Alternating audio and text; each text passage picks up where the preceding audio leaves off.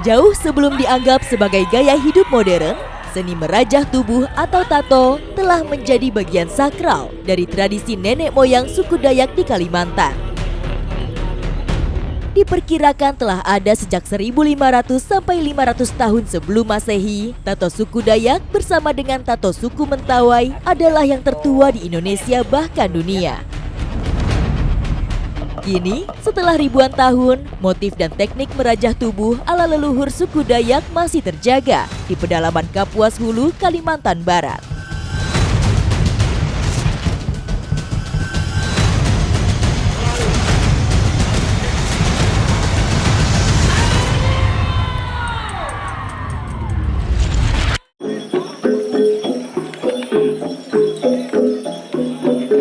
Petualangan saya menelusuri jejak tato tertua di tanah Borneo dimulai dari Kabupaten Sintang, Kalimantan Barat.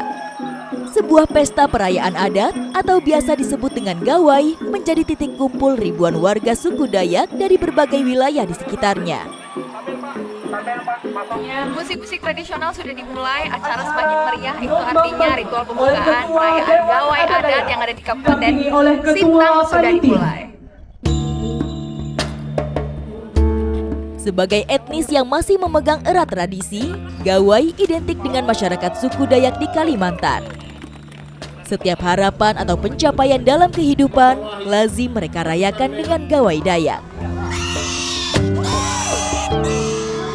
Gawai bukan sekedar pesta, melainkan sebuah ungkapan rasa syukur serta wujud pelestarian budaya adat leluhur.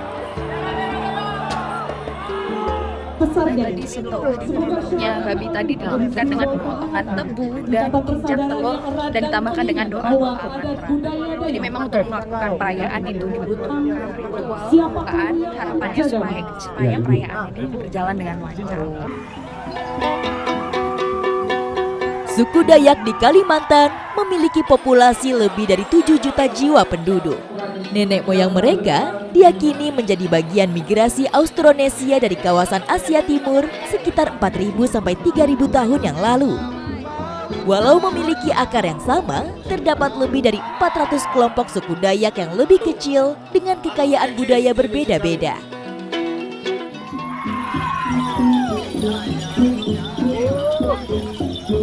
Ramai sekali, meriah sekali acaranya. Nah ini bisa saya lihat, ini masyarakat dari berbagai daerah Kalimantan dengan pakaian suku Dayaknya yang berbeda-beda.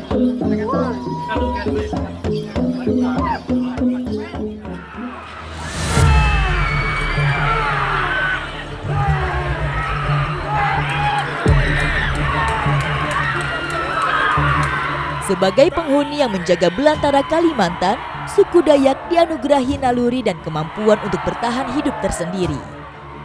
Mereka membentuk sebuah identitas jati diri melalui berbagai ritual dan budaya yang dijalani.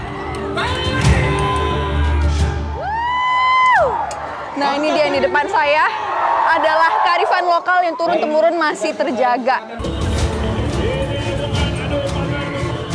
Dalam budaya Dayak, pertahanan bukan hanya urusan fisik, tetapi juga spiritual.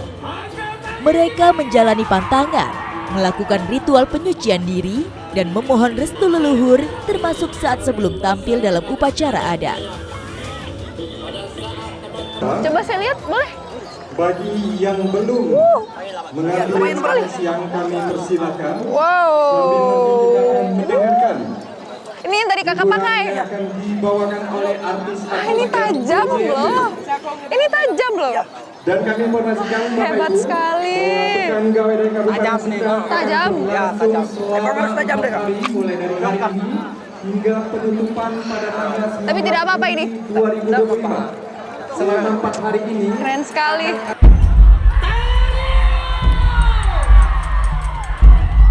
Di tengah belantara Kalimantan, bertahan hidup bukan sekadar keahlian, tapi juga sebuah warisan.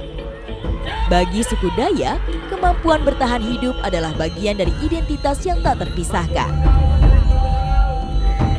Nih kalau dilihat-lihat ya, mereka ini semua pakaiannya berwarna merah. Ternyata ada artinya. Itu artinya semangat dan ada makna terdalam bagi masyarakat suku Dayak, yaitu semangat juang. Warna merah melambangkan semangat, solidaritas, dan keberanian. Dalam filosofi masyarakat Dayak, merah juga mewakili sesuatu yang tak pernah luntur. Merah adalah simbol keabadian dalam mempertahankan kebenaran serta adat istiadat. Tak hanya soal busana maupun kemampuan spiritual, identitas suku Dayak juga tergurat jelas pada tubuh mereka.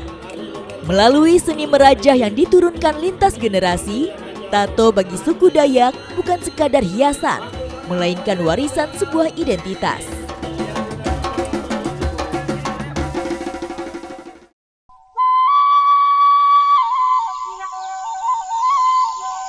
Dari Kabupaten Sintang, Kalimantan Barat, saya melanjutkan petualangan sejauh hampir 350 km menuju dusun bernama Sungai Utik. Berlokasi di Desa Batu Lintang, Kabupaten Kapuas Hulu, dusun Sungai Utik menjadi rumah bagi masyarakat suku Dayak Iban. Suku Dayak Iban banyak menetap di sekitar Sungai Kapuas bagian hulu, serta tersebar hingga ke negeri Sarawak, Malaysia. Mayoritas penduduk Sungai Utik tinggal di rumah betang, rumah panjang tradisional yang menjadi simbol kebersamaan dan kebudayaan mereka.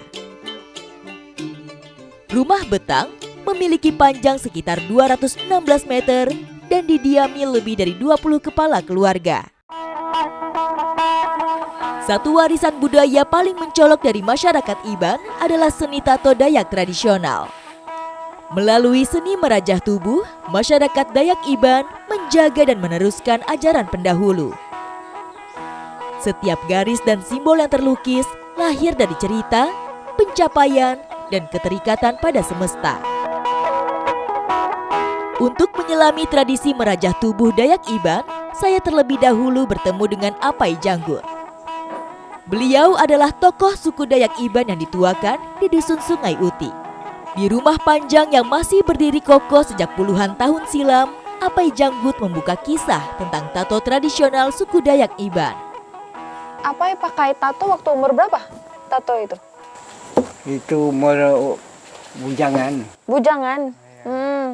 Terus kalau zaman dulu itu yang boleh pakai tato suku Dayak Iban harus orang yang punya status apa? Atau semuanya boleh? Boleh. Semuanya boleh ya?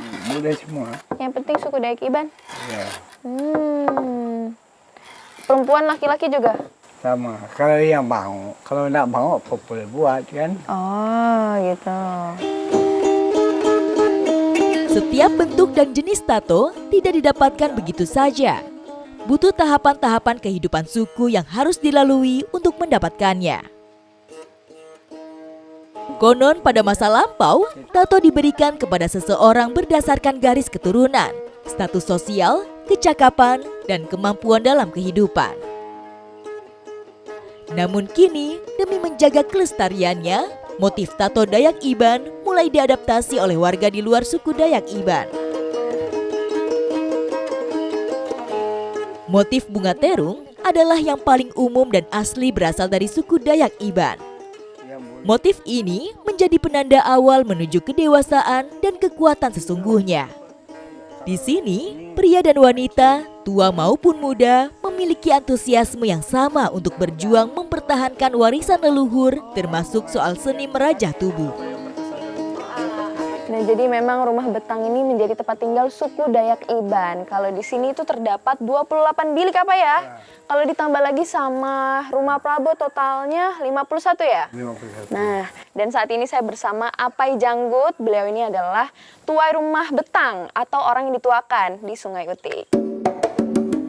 Berawal dari rumah betang, budaya dan tradisi suku Dayak Iban masih terjaga lestari hingga hari ini. Motif tato suku Dayak Iban yang terinspirasi alam sekitar tak lepas dari kehidupan mereka sehari-hari. Tak hanya soal tato, suku Dayak Iban Sungai Utik juga teguh menjaga hutan dari masa ke masa. Nah, jadi bagi suku Dayak Iban, tato merupakan identitas jati diri. Setiap tato memiliki makna yang beragam dengan motif yang menunjukkan kedekatan mereka kepada alam. Di sini, tato bukan sekedar seni, melainkan pengabdian mereka kepada leluhur, semesta, dan juga sesama. Setelah ini saya masih akan menyelami kehidupan suku Dayak Iban di Sungai Utik. Ikuti jejak saya, jejak petualang.